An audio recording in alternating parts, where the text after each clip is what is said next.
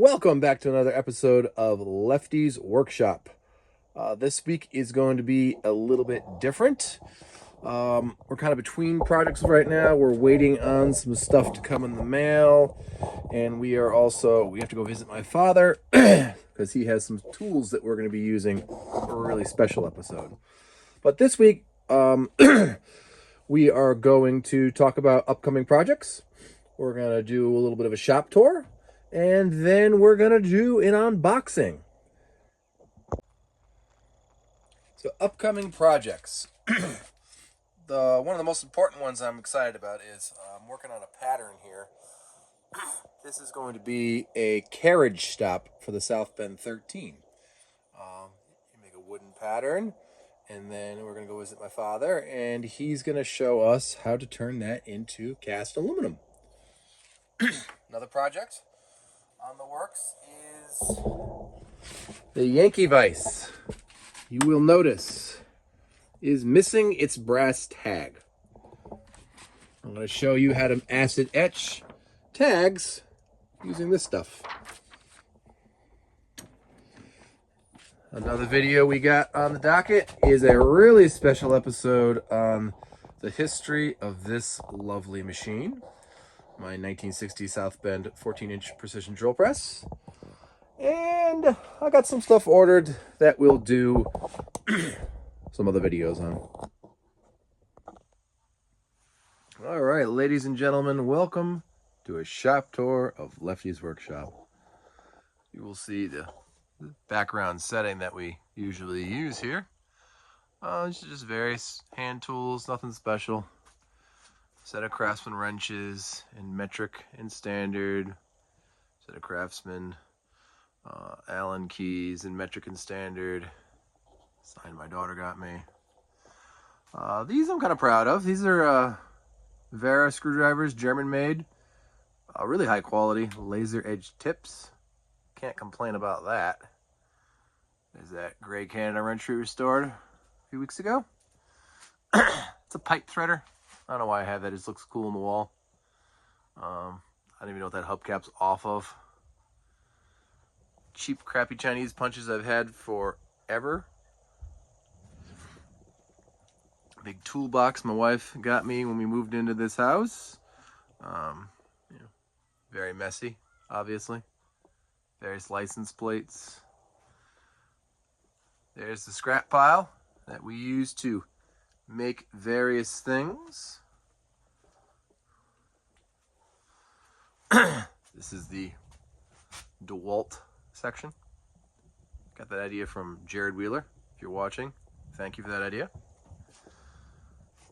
This is the grinder that I kind of made. My father and I made the base and then casted this adapter thing, and I got the hammer switch, made the logo. This is an interesting little vise. I kind of don't like it. I thought I was going to throw this away. It's a Littleston Howe Foundry Company. I don't even know where it's made. Dad pulled it out of the basement of his shed and was going to scrap it. I was like, oh, I'll take that. It's kind of bent. It's not really all that good. So, yeah, I'd like to get a bigger vise for that. This vise I actually really love. This is a Yankee vise. It swivels. I actually made this screw for it because the other one was completely shot. And I made the jaws. Got an upcoming video on making the tag for this. And then we have the most prized possession in the workshop. My 1929 South Bend 13-inch lathe. This lathe, I bought this for $100 about 5 years ago. It was during COVID. The saddle was all beat to snot and broken. This handle was missing. Compound was missing. The cross slide was missing. everything was seized and rusted and it wouldn't spin. And I slowly restored it. Now, granted, I did not do the best job in the world, but everything works. I mean, you've heard it squeal. I gotta fix that back shaft. My father made this for me out of some angle iron. When I originally got it, it had this big high thing where the motor sat on top of the spindle here, and the belt was like right in your face, and I didn't really like that. So we switched to this model of style here. Thankfully, the South Bend owner, one of the South Bend clubs on Facebook, I was able to find a new saddle, new cross slide, and a new compound. My father and I made this cross slide screw cover out of aluminum. We also cast a new handle out of aluminum, just copying the handle on the tailstock. And over the years, I've found various parts. This dial here was an eBay find. A couple of things here and there. It's got an interesting history. So it was originally owned by the, you can see in there, I don't know if you can read that, the New England Steamship Company, which is basically the predecessor to the current Massachusetts Steamship Authority. You can see on everything is stamped NESSCO. It's down there. So it's interesting. It's based in New Bedford, according to the paperwork.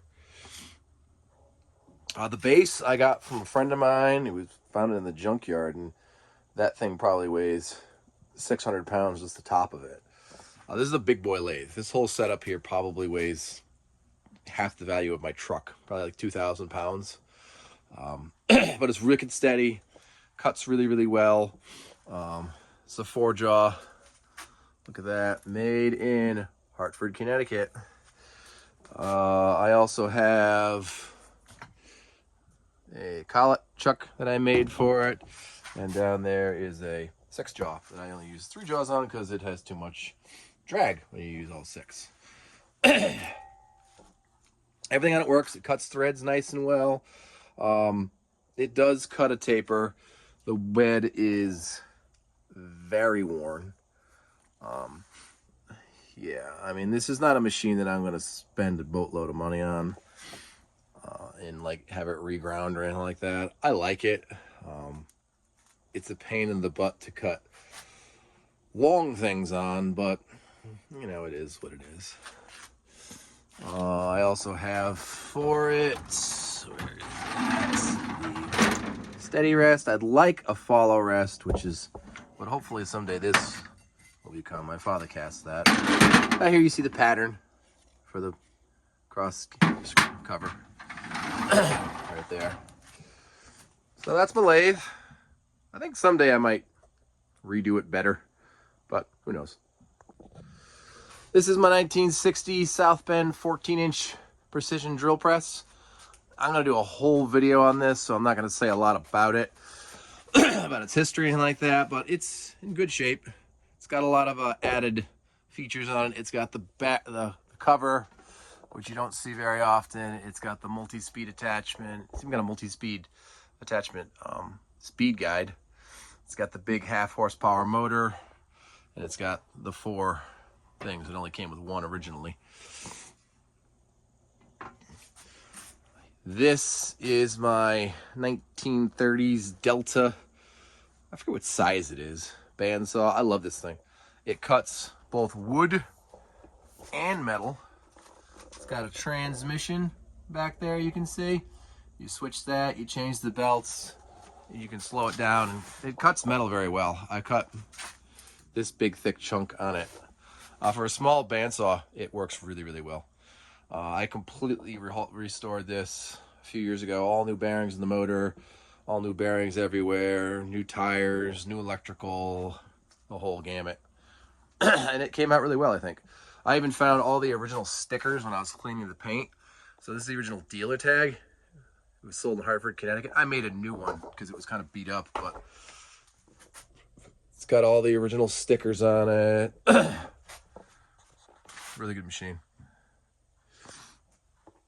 And then this is just a crappy Sears and Roebuck belt sander. I'd like to get something bigger. I actually ideally would like a really big upright Delta bandsaw, a belt sander, but someday I'll find one. Here is my 1950s South Bend 7-inch shaper. This is a real fun tool. You don't see these a lot anymore.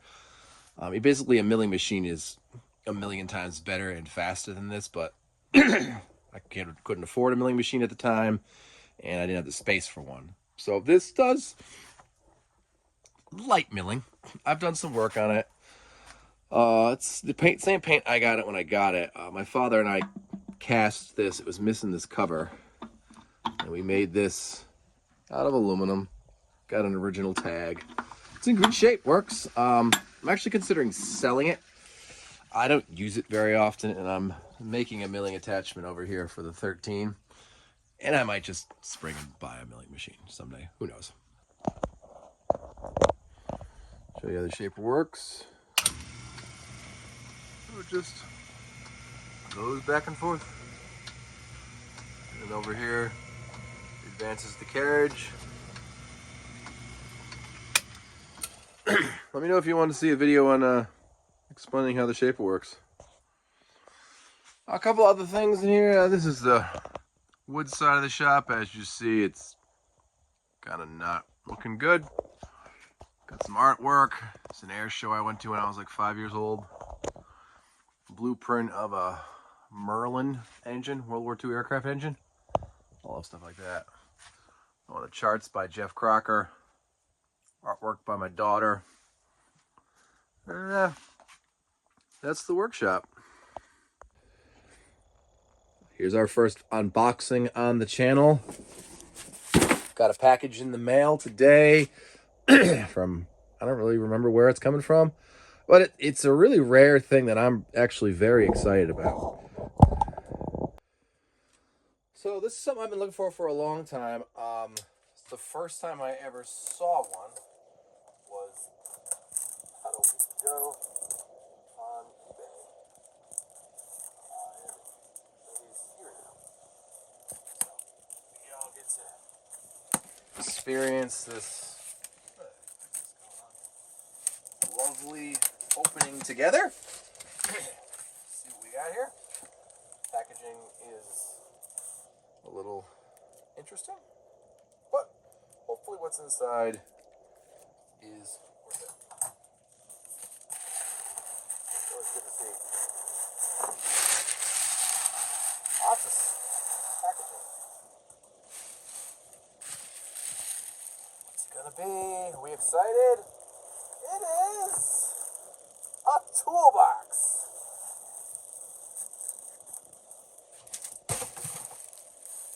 But not just any toolbox. You will recognize that blue paint and that raised letter logo. This is a very rare 1950s Billings toolbox. Now, I'm not going to bore you all with the details of it. You've already seen me restore something similar to this. But basically, this is going to be my holder for all my various, interesting Billings made in Hartford tools. But this one actually already also came with some stuff in it, which we're going to find out what it is. But it's very, I've never seen another one like it. Has a little tray. It's pretty big. But I'm going to do the normal thing to it. Paint it the color. Paint the raised lettering. I got a sticker I designed for it. Chrome the handle. Who knows? Let's see what these are. Very well packaged. We got some sockets. Alright. Might be point sockets. Realistically, I have no use for that, but I mean, it's a cool little historical item. Billings, Lifetime. Yeah, I gotta turn that down. We got a Billings 7/16 wrench. It looks like it was coded in something. I'm not quite sure what. Something else in there. Ooh, 7/16 wrench. We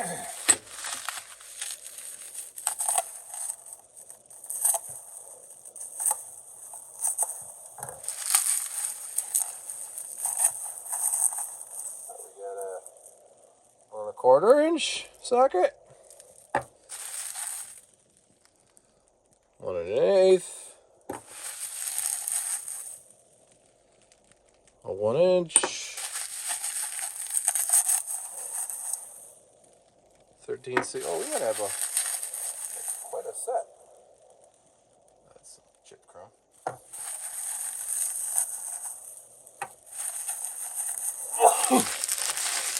All right. So we'll get those all cleaned up. And obviously it's going to get painted and everything. It's just a fun little project. Put some tools in here. These over here.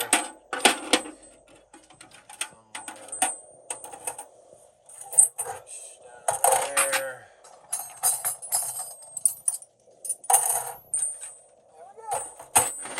So we'll store that all up. We'll put our billing stuff in it, and it'll be all fun.